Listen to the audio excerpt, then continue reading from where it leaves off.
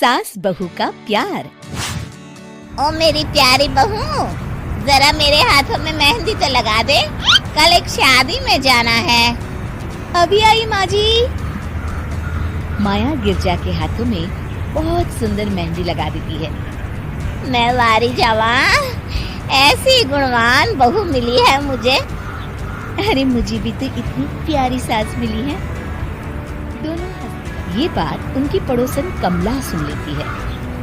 बड़ी आई गुणवान बहू और प्यारी सास, सब नाटक है नाटक।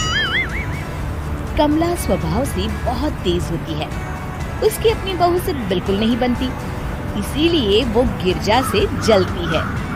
अगले दिन मंदिर में, अरे गिरजा बहन, आज शाम मंदिर में कीर्तन का प्रोग्राम है, आप आएंगी ना? हाँ हाँ जरूर। वही तो, कम से कम इसी बहाने इन बहुओं से छुटकारा तो मिलेगा। कैसी बातें कर रही हो कमला, मेरी बहू तो साथ आएगी। अरे माया कितने अच्छे भजन गाती है, तुमने नहीं सुना? हाँ हाँ, ठीक ही गाती है।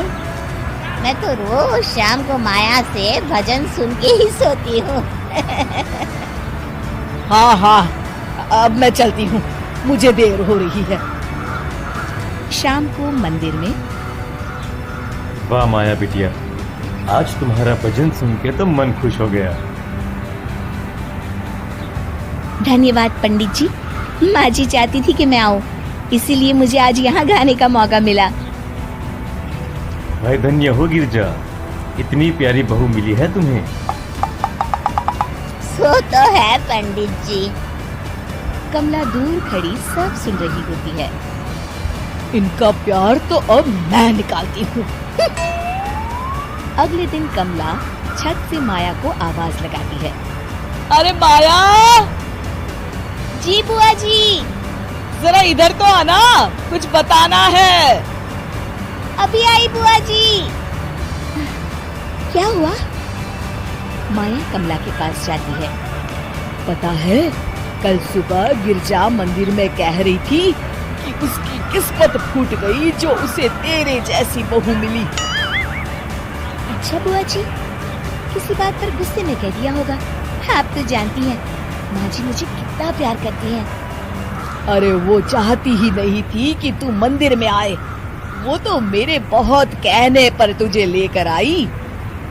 दरअसल बुआ जी, घर पर बहुत काम रहता है ना, इसलिए माँ जी ने सोचा होगा मैं थक जाऊंगी। देखिए ना, कल हम मंदिर से देर रात घर आए तो उन्होंने कोई काम मुझे अकेले नहीं करने दिया। खाना उन्होंने खुद बनाया। अरे ये कलमुही तो अपनी सास की बुराई करने को तैयार ही नहीं। और कुछ बुआ जी? है? नहीं नहीं, और कुछ नहीं, अब तो जा यहाँ से। अगले दिन अरे ओ गिरजा, कल तेरी बहू आई थी मेरे पास। माया आई होगी, वो सबसे हंसती बोलती रहती जो है। अरे हंसना बोलना क्या, तुझे कोस रही थी। ऐसा हो ही नहीं सकता, तुझे सुनने में कोई गलती हुई होगी। कसम से गिरजा, वो कह रही थी मुझे तो मेरी सास ने नौकर समझ लिया है। दिन भर घर का काम करती रहती हूँ मैं, और मेरी सास आराम करती है। अरे ज्यादा काम से थक गई होगी तो गुस्से में कह दिया होगा। वैसे भी काम तो वो करती ही है। मुझे आराम की आदत उसी ने लगाई है। हाँ। जो भी हो, थोड़ी नकेल कस ले, बाद में ये बहुएं सास को घर से ही निकाल देती है। कैसी बातें करती हैं कमला, मैं तो कहूँगी तू अपनी बहू के साथ प्यार से रहा कर, इधर उधर की बातों में ज्यादा ध्यान मत दिया कर। बड़ी आई मुझे सिखाने, मैंने तो तेरी भलाई के लिए कहा था, नहीं सुनना तो जा यहाँ से। अगले दिन, क्या हुआ माँ जी? कमला बुआ जी क्या कह रही थी? तू तो जानती है कमला और उसकी बातें। हाँ हाँ, बड़ी परेशान है हमारा प्यार देखकर। अरे ना समझ है वो।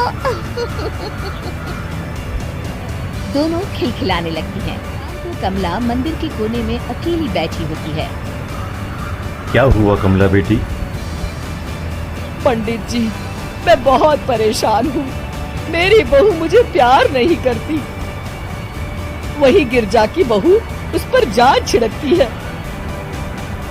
ये तो अपनी अपनी करनी है बेटा।